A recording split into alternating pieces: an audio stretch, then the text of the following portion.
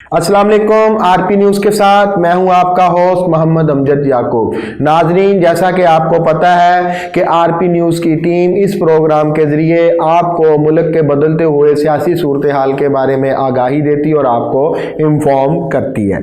आज नाजरीन, हमने सियासत की बदलती हुई सूरत हाल के तनाज़र में जिस टॉपिक की हमने सिलेक्शन किया है वो टॉपिक आप सब जानते हैं, -1 फार्मूला। आखिर ये -1 फार्मूला है क्या? ये -1 फार्मूला कहाँ से जनरेट होता है और कब तक ये माइनस फार्मूला चलेगा और इस माइनस फार्मूला के बदले और मुल्क कितने माइनस बर्दाश्त करती है।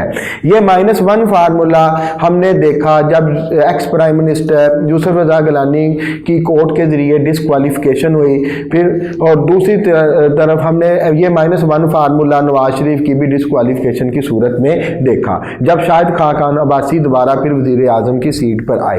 ये -1 फार्मूला आजकल हम इमरान खान जो पीटीआई के चेयरमैन हैं उनकी नाअहली की सूरत में भी देख रहे हैं कि जैसे कि आपके सामने ये बात वाज़ेह है कि इमरान खान को हटाया गया है एक अदम एतमाद की तहरीक लाकर। अब अदम एतमाद की जो तहरीक है, जो वोट ऑफ नो कॉन्फिडेंस है, ये आइनी है, इसमें कोई किसी किस्म का गैर आइनी काम नहीं हुआ। लेकिन एक बात आप अपने ज़हन में क्लियर कर लें और हमें भी ये बात अपने ज़हन में क्लियर कर लेनी चाहिए हम सबको कि कुछ काम आइनी तो होते हैं, लेकिन अगर वो गैर अखलाकी लिहाज से किए जाएँ और गैर सियासी लिहाज से किए जाए तो वो आईनी काम भी गैर आईनी बनकर सामने आते हैं। वो सिर्फ देखने की हद तक और बुक्स की हद तक तो वो आईनी होते हैं, लेकिन उसके जो सर्कमस्टेंसेस होते हैं, जो उसके रिजल्ट्स होते हैं और जो उससे हालात पैदा होते हैं वो ऐसे ही पैदा होते हैं जैसे कि पता नहीं मुल्क में कौन सा एक बड़ा गैर आईनी इक़्तिदाम हो गया। और आइन से जो बगावत है, आइन से बगावत की जो सज़ा है वो हमें भी पता है, वो आर्टिकल 6 लगती है जिसको आइन से बगावत कह देते हैं या आइन की नाफरमानी या आइन से पीछे हटना, आइन के अगेंस्ट चलना होती है। लेकिन जैसा कि मैं आपको पहले बता चुका हूं कि बहुत सारे ऐसे आईनी काम जो मॉरल ग्राउंड्स पर पूरे नहीं उतर रहे होते और वो किसी भी लिहाज से सियासी भी नहीं होते, तो उस सूरत में उनके वही समरात आ रहे होते हैं जैसे कोई गैर आईनी काम हो गया। अब जब नवाज शरीफ साहब 1995 और 1996 में जब बेनज़ीर मोहतरमा भुट्टो का दूसरा दौरे हुकूमत था तो नवाज शरीफ भी वोट ऑफ नो कॉन्फिडेंस लेकर आए थे। वो जो वोट ऑफ नो कॉन्फिडेंस थी वो नाकाम हो गई थी क्योंकि मोहतरमा बेनज़ीर भुट्टो ने वो वोट हासिल कर लिए थे जो उन्हें प्राइम मिनिस्टर अपने आप को कैरी ऑन करने के लिए उनको रिक्वायर थे।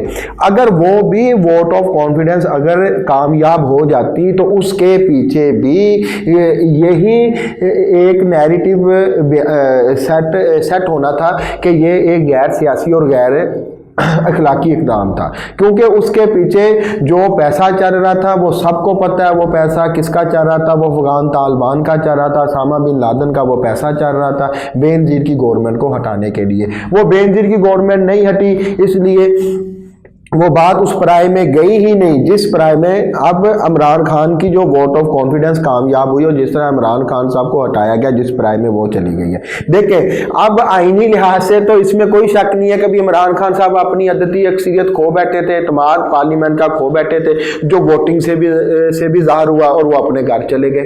उनको कहने का मतलब वो हट गए अपनी ना सीट से, एक आईनी इक़दाम हुआ। लेकिन अब उसके जो रिजल्ट निकले वो रिजल्ट ये निकले पता इमरान खान के साथ पता नहीं क्या गैर आईनी काम हो गया। क्यों?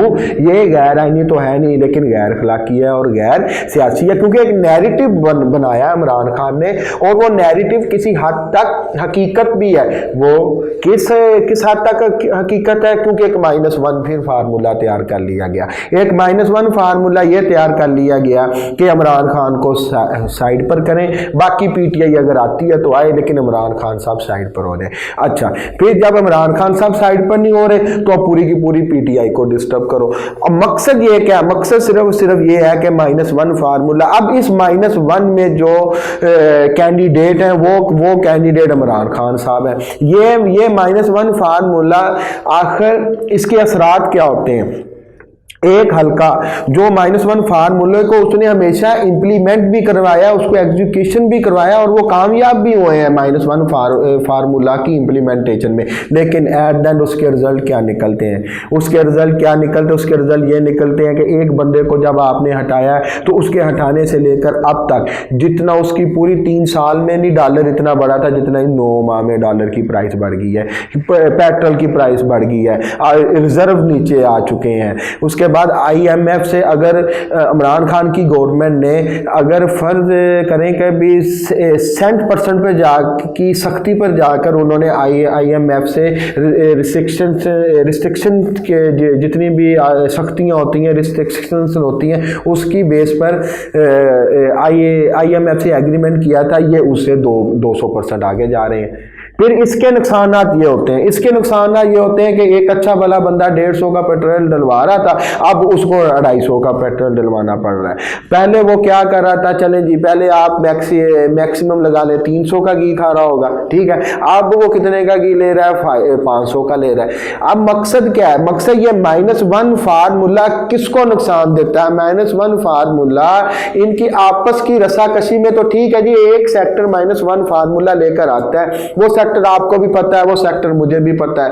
उस सेक्टर ने तकरीबन 35 साल डायरेक्टली इस मुल्क में गवर्नमेंट की और बाकी उन्होंने इनडायरेक्टली गवर्नमेंट की है। वो सेक्टर मुक्तदर रहा है, उस सेक्टर के बारे में हम सब जानते हैं, वो सेक्टर एस्टेब्लिशमेंट है। वो सेक्टर -1 फार्मूला लेकर तो आते हैं, लेकिन ये नहीं सोचते कि इस -1 फार्मूले के जो असरात होंगे वो क्या होंगे। उन्होंने कभी सोचा ही नहीं था, उन्होंने यही सोचा होगा कि -1 फार्मूला जैसे पहले होता था बस ठीक है।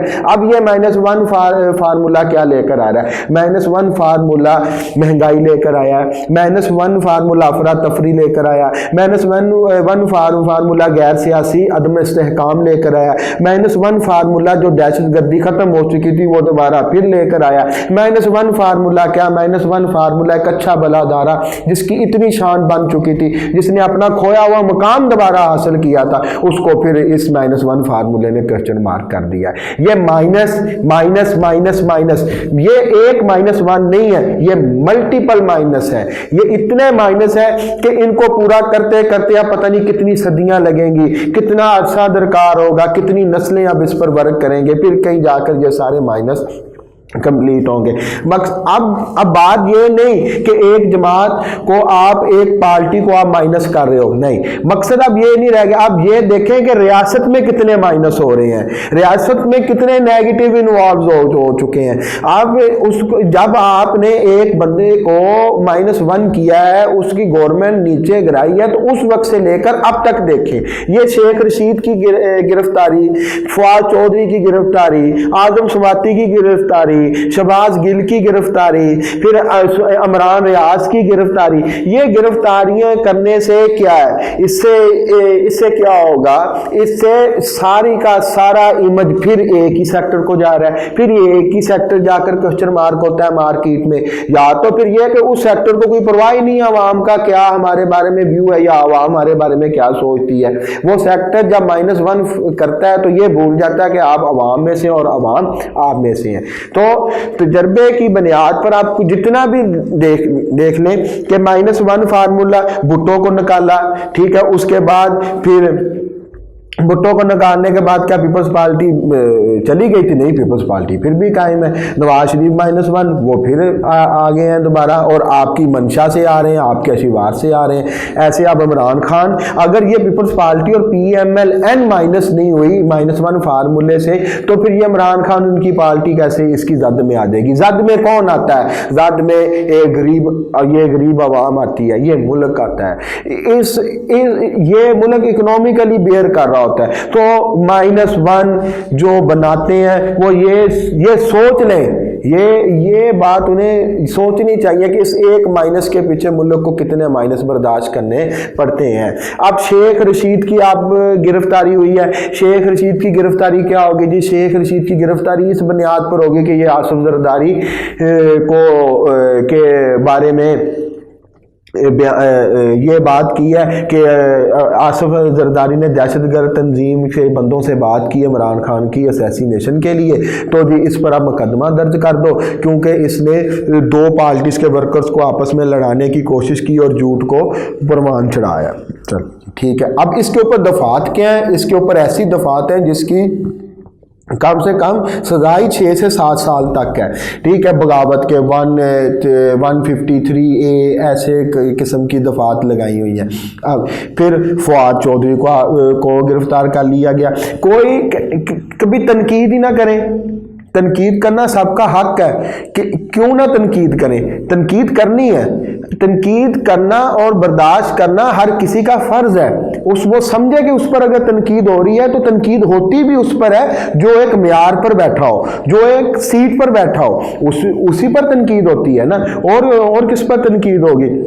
इलेक्शन कमीशन अब अपना, अगर उसका ये एक पार्टी की तरफ से नहीं है। आप देखें ना, पब्लिकली एक अदारे का इमेज क्या बना हुआ? पब्लिकली एक अदारे का इमेज ये बना हुआ कि election commission is going to become selector for PDM, वो पीडीएम के लिए एक सिलेक्टर बनने जा रहे हैं। तो ये जब एक ऐसा इमेज हो, क्या इलेक्शन कमीशन वो भूल गया जब इलेक्शन कमीशन के दफ्तर के सामने इसी पीडीएम ने एहतजाज किया था? क्या इलेक्शन कमीशन भूल गया जब राना सनाउल्लाह ने कमिश्नर लाहौर को यहां तक कह दिया था कि आप और आपके बच्चों ने कमिश्नर साहब इधर ही रहना है? इससे बड़ी धमकी क्या होती है? ठीक है, अब अच्छा ये नहीं समझ लग रही कि केस बनाए कैसे जा रहे हैं। क्या इलेक्शन कमीशन स्टेट है? इलेक्शन कमीशन तो स्टेट का एक अदारा है और वो भी एक ऐसा अदारा जिसने इलेक्शन करवाने। अब एक -1 फार्मूले को अप्लाई करने के लिए आपने निगरान सेटअप को क्वेश्चन मार्क किया हुआ। ये दुनिया में ये पाकिस्तान की हिस्ट्री में पहली निगरान गवर्नमेंट आई है जो इतनी मोहतसब निगरान गवर्नमेंट आई है। तो ऐसे जैसे मैंडेट लेकर आई है, जैसे ये इलेक्शन जीत कर आई है। कभी चौधरी परवेज लाई के घर में छापा पड़ रहा है, ठीक है, कभी फरूख हबीब के घर पे को ट्रेस कर रहे हैं, वहां पर छापे मार रहे हैं, कभी फवाद चौधरी को पकड़ रहे हैं। ये तो ऐसे जैसे कोई नून लीग की गवर्नमेंट बैठी हुई है, जैसे पीडीएम की गवर्नमेंट बैठी और फ्रेश मैंडेट के साथ आ रहे हैं।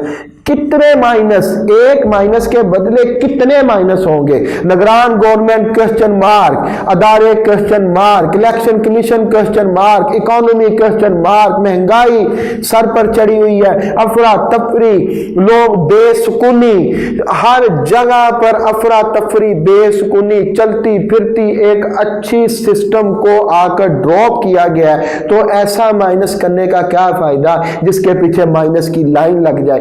वो गए थे, वो आपको 6 माह से चीख कर कह रहे हैं कि हाँ हमने तालिबान से एग्रीमेंट किया था, आप उस तरफ तवज्जो दें, आपकी तवज्जो उस तरफ नहीं है।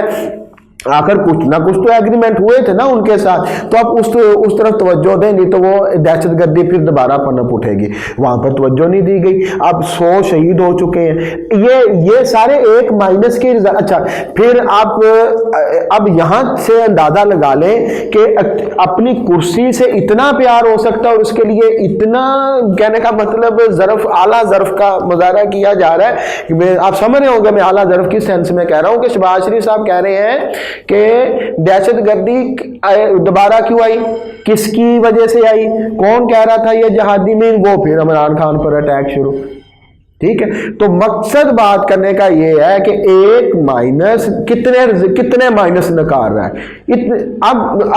अब रिजल्ट क्या है? रिजल्ट वही है कि बात ठीक है, उस वक्त इलेक्शन करवाने हैं जब पीटीआई बिल्कुल सफा हस्ती से मिट जाए, फिर हमने इलेक्शन करवाने हैं। पहले अब क्या करेंगे? इमरान खान को डिस्क्वालीफाई करेंगे, फिर जब डिस्क्वालीफाई करके भी सबर ना है फिर उसको जेल में डालेंगे, फिर उसको एक सजा देंगे, चलो भी आप जेल में रहे, फिर उसके बाद इलेक्शन करवाएंगे, इलेक्शन उसके बगैर करवाएंगे, पीटीआई को सीटें हरवाएंगे, पीडीएम की गवर्नमेंट लेकर आएंगे और आगे अल्लाह अल्लाह खैर सल्ला। नहीं, ये नहीं होने वाला, ये नहीं, इलेक्शन ये नहीं होने वाला।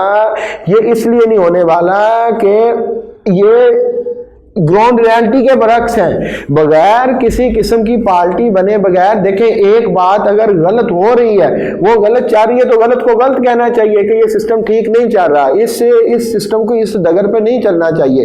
तो ये जितने भी हथकंडे और जितने भी हरबे इस्तेमाल किए जा रहे हैं, उन तमाम हरबों का मकसद ही ये है कि जितना हो सकता है इलेक्शन को डिले कर दें। आर्टिकल 6 मजाक है जी। अच्छा, कोई भी तनकीद करने बगावत है, और खुद वो काम करने जा रहे हैं जो आर्टिकल 6 के अंडर आ रहा है, और ऊपर से कह रहे हैं इसके बारे में आइन खामोश है, इसकी तशरीह नहीं, अगर हम इलेक्शन नहीं करवाते तो इसके बारे में आइन खामोश है। कोई तनकीद कर ले तो वो उस पर बगावत का मुकदमा है, और खुद आर्टिकल 6 के करीब करीब भी पहुंच जाओ या वैसी बात करो तो वो आर्टिकल 6 ही नहीं है, वो है ही नहीं।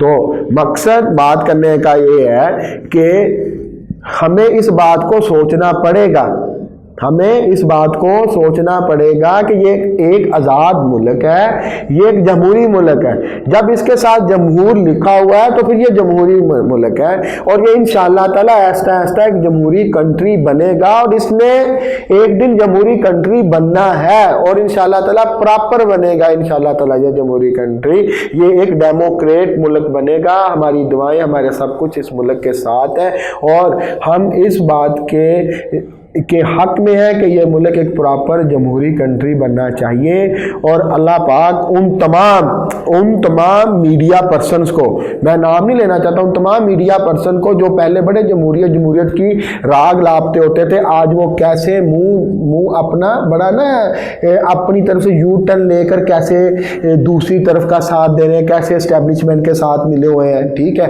तो ये और यही हाल PMLN का और पीपल्स पार्टी का है। बहरहाल हर अदारा मुल्क की एक हकीकत है, हकीकत को तस्लीम करना चाहिए, और जो हकीकत है उन्हें भी चाहिए कि दूसरी हकीकत को भी तस्लीम करे। जिसका कोई नहीं होता उसका अल्लाह पाक होता है, उसका अल्लाह पाक है, उसका अल्लाह पाक है, और अल्लाह पाक हमेशा हक और सच के साथ खड़े होते हैं। अल्लाह पाक हमेशा हक और सच के साथ खड़े होते हैं। बात फैसले ऐसे होते हैं जो हिस्ट्री उसका फैसला करती है, जैसे जुल्फ़िकार अली भुट्टो की असैसिनेशन का फैसला हिस्ट्री ने किया है। हिस्ट्री ने अब जुल्फ़िकार अली भुट्टो की असैसिनेशन को मजलूम और ज़ियाउल हक को जालिम बनाकर छोड़ा हुआ है। अब हिस्ट्री में आप ज़ियाउल हक को जालिम से नहीं काट सकते और जुल्फ़िकार अली भुट्टो को मजलूम से नहीं काट सकते। इसके साथ हम अपने इस शो का अख्ताम करते हैं। कल आपको नई वीडियो के साथ आपके साथ हाजिर होंगे। उस वक्त तक के लिए इजाज़त। अल्लाह पाक हम सबका और हमारे इस मुल्क का, जिस मुल्क के लिए मुसलमानों ने, पाकिस्तानियों ने आज़ाद होने से लेकर अब तक कुर्बानियाँ दी हैं, जवानों ने कुर्बानियाँ दी हैं, पाक फौज के जवानों ने कुर्बानियाँ दी हैं, पब्लिक ने कुर्बानियाँ दी हैं। आप सब की कुर्बानियों को अल्लाह पाक कभी भी रायगा ना जाने दे। अल्लाह पाक हम सब का हामी और नासर हो। अल्लाह पाक हमें इस मुल्क के लिए और हमें इस मुल्क के लिए हमेशा के लिए दिली तौर पर जिंदा रखे।